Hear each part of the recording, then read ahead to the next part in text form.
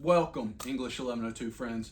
This is a video that's going to guide you through the syllabus and guidelines for our spring 2023 online English 1102 class. This is, if you need the CRN information, this is English 1102. The CRN is 20562 if you ever need that. It's obviously spring 2023 web class. If you need to come find me in person, my office is on the Cartersville campus. It's the old building, 320. My office is 320B. My primary mode of contact when you need to turn in assignments, when you need to be in touch with me, is jsullins@highlands.edu. You see that J Sullins. I am in my office if you need to come find me Mondays and Wednesdays from 11:30 to 2, and Tuesday and Thursday in the mornings 8:30 to 10:30. I am there physically, but I can also be available to you virtually then and just about any afternoon between 4 and 6 if you need to talk with me about anything, assignments or other more general course concerns. This is English 1102. The prerequisite for this class is that you made a C or better in English 1101. If you have a concern or issue with that, be in touch with me. We'll get that sorted out early in the semester. Here's the course description for this course. This is the second of the second part of the required composition sequence for all University of Georgia system schools. And there's really three parts to this here. The important part of this is English 1102 continues to emphasize the principles of clear, concise, well-organized expression taught in English 1101.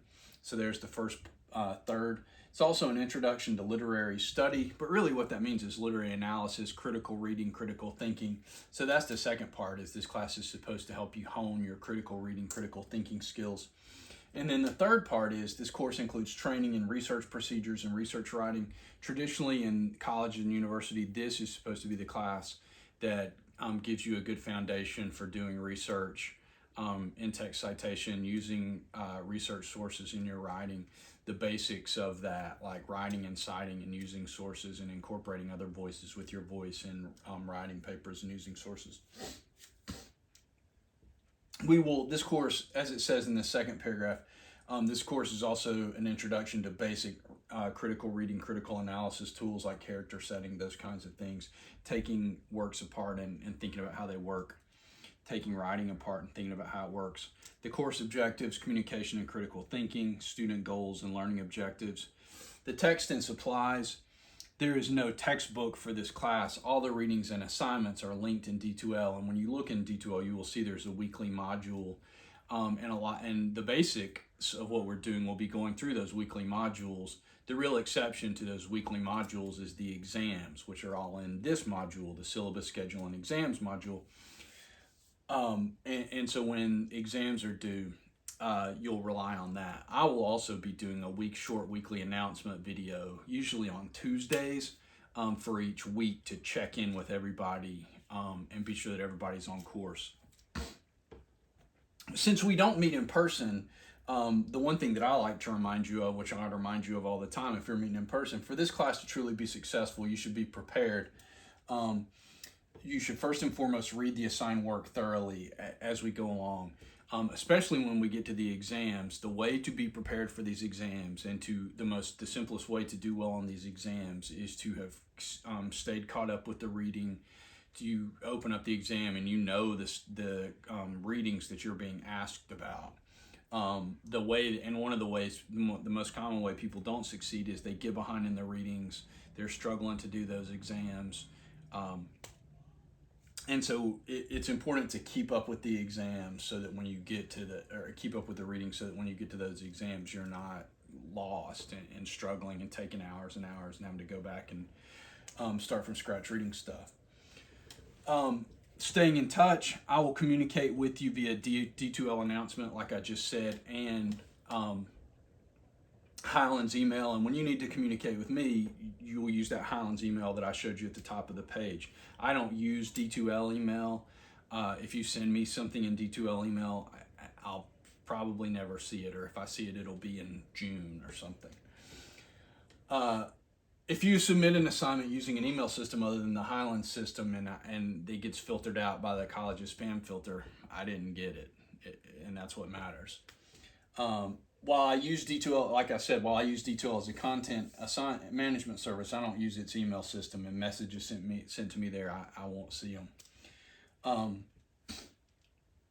When you turn work in to me, please don't share work with me either. Please turn in work as a saved docx attachment. No PDFs, no shared documents. And if you don't know what that means, check in with me and I'll be happy to explain the difference to you.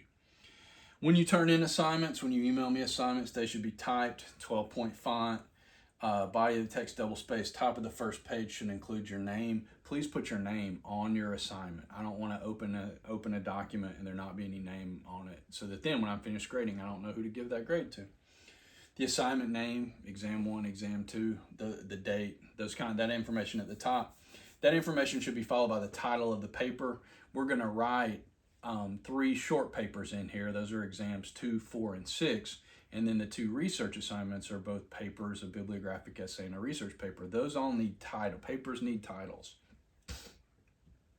All formal papers require an assignment-specific title. And paper 2 or research paper, though, that's a assignment description. That's not a title.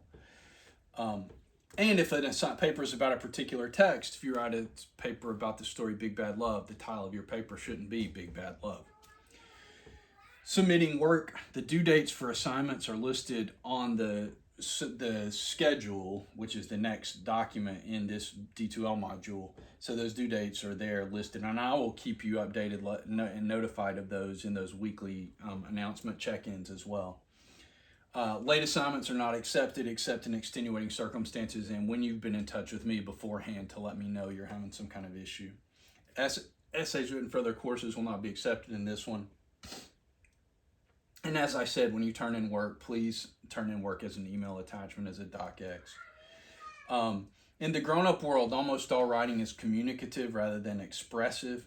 What this is really about is, I can't grade the paper that you wish you had written or the exam that you wish you had turned in, or I can't grade what you meant to say. All I can grade is what you turned in.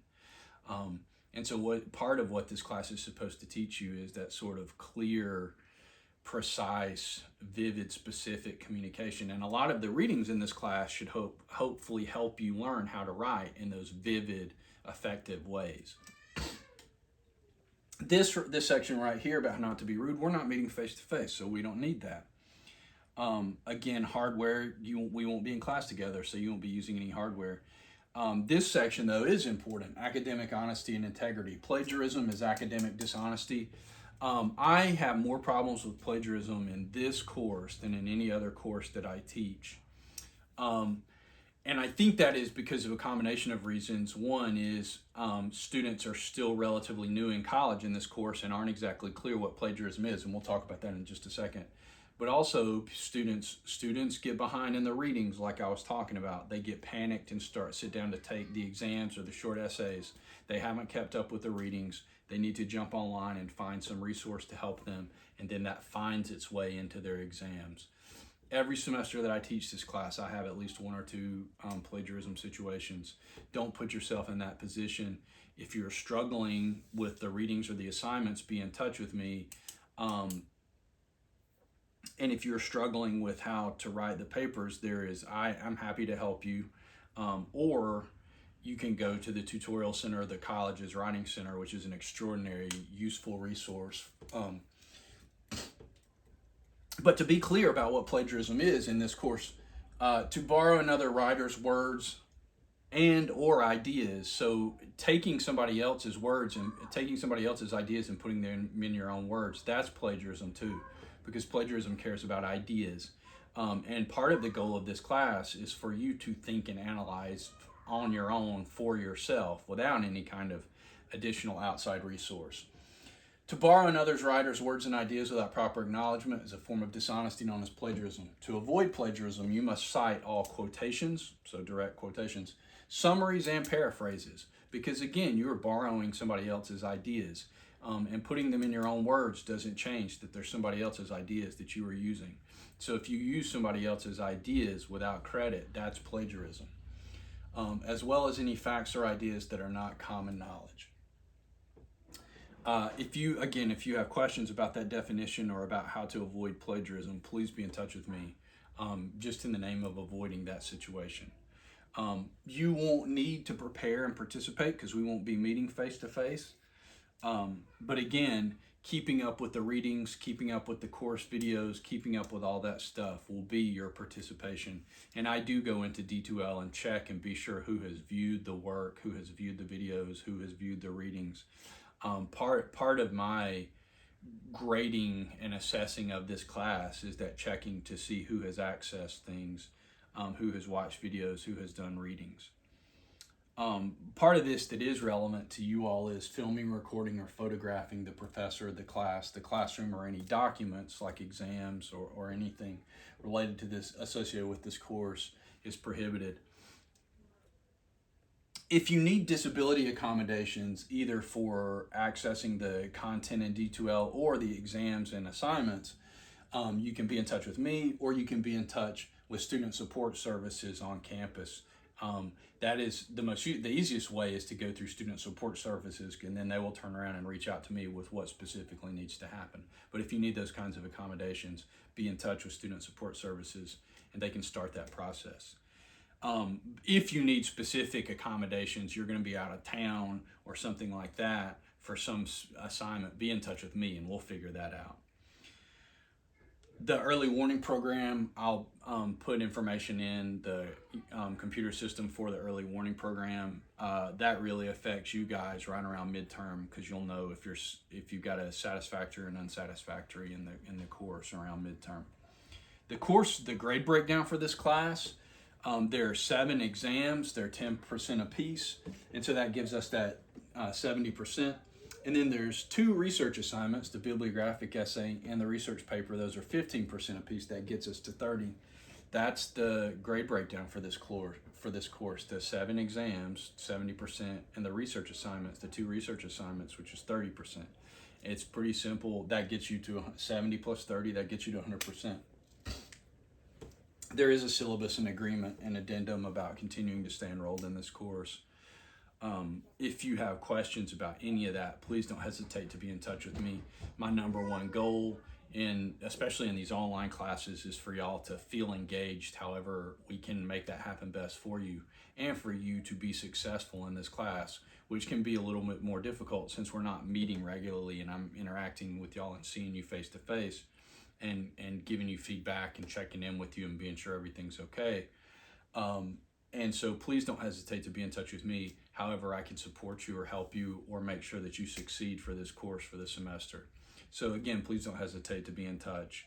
And there will be a second video that will walk you through the course schedule and the assignments. This video is really designed to give you the overall rules for the course. If you have questions, don't hesitate to be in touch, and I'm looking forward to having a good spring semester with y'all.